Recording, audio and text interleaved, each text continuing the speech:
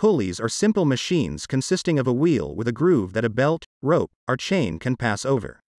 They are used to redirect or change the direction of a force, typically applied through a tensioned cable or belt. Pulleys are essential components in various mechanical systems and are used to lift loads, transmit power, and create mechanical advantage.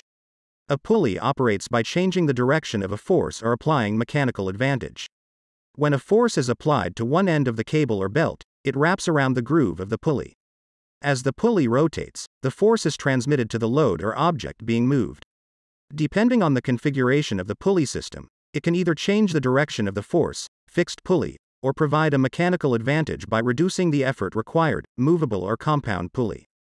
Pulleys are essential mechanical components that provide versatility and efficiency in various applications. Whether you're designing a lifting system, creating a conveyor belt, or improving the efficiency of a workout machine, pulleys are fundamental in redirecting forces and providing mechanical advantage, making them integral in a wide range of mechanical systems.